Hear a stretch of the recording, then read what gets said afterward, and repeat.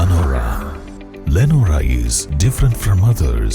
Years of perfect stitching experience. Lenora, linen, cotton cloth and stitching. വഴിക്കടവിൽ പന്നിക്കിണിയിൽ നിന്നും ഷോക്കേറ്റ് വിദ്യാർത്ഥി മരിച്ച സംഭവത്തിൽ ബാലാവകാശ കമ്മീഷൻ റിപ്പോർട്ട് തേടി. 2 ആഴ്ചക്കുള്ളിൽ പോലീസിൽ നിന്ന് അടിയന്തര റിപ്പോർട്ട് സമർപ്പിക്കാൻ കമ്മീഷൻ നിർദ്ദേശം നൽകിയിട്ടുണ്ട്. മരണപ്പെട്ട അനന്തുവിന്റെ വീട്ടിൽ ബാലാവകാശ കമ്മീഷൻ അംഗം KV മനോജ് കുമാർ സന്ദർശനം നടത്തിയ ശേഷമാണ് റിപ്പോർട്ട് സമർപ്പിക്കാൻ പോലീസിന് നിർദ്ദേശം നൽകിയത്. വീട്ടിൽ സന്ദർശനം നടത്തിയ ബാലാവകാശ കമ്മീഷൻ അംഗം അനന്തുവിന്റെ കുടുംബാംഗങ്ങളിൽ നിന്ന് വിവരങ്ങൾ തേടി. അനധികൃത വൈദ്യുത വേലികൾ സ്ഥാപിക്കുന്നതിനെക്കുറിച്ചും ഇത്തരം അപകടങ്ങൾ ആവർത്തിക്കാതിരിക്കാൻ സ്വീകരിക്കേണ്ട നടപടികളെക്കുറിച്ചും കമ്മീഷൻ ഊന്നൽ നൽകി. വളരെ സങ്കടകരമായൊരു സാഹചര്യമാണ്.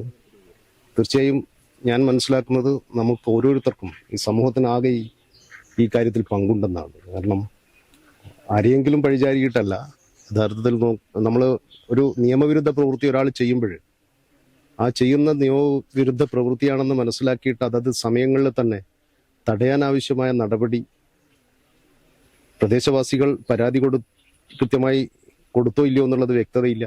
എങ്കിൽ പോലും ആരുടെയെങ്കിലും ശ്രദ്ധയിൽപ്പെട്ടാൽ കൃത്യമായിട്ട് അത് തടയുന്നതിനാവശ്യമായ നടപടി സ്വീകരിക്കേണ്ടതാണ് എന്ന് തന്നെയാണ്. അതിൽ എല്ലാവർക്കും പങ്കുണ്ട് ഈ ഒരു കാര്യത്തിൽ.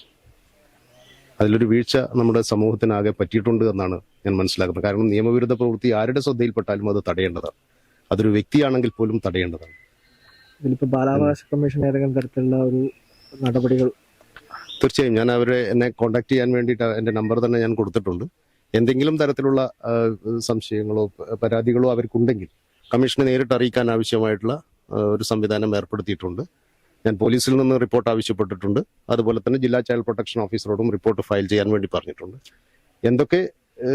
ഏതൊക്കെ തരത്തിൽ കമ്മീഷന് അവരെ സഹായിക്കാൻ കഴിയുമോ ആ തരത്തിലെല്ലാം ഈ കുടുംബത്തെ സഹായിക്കാൻ ആവശ്യമായ നടപടികൾ കമ്മീഷന്റെ ഭാഗത്തുനിന്നുണ്ടാവും. പോലീസിന്റെ റിപ്പോർട്ട് വിത്തിൻ 2 വീക്സ് പറഞ്ഞിട്ടുണ്ട്.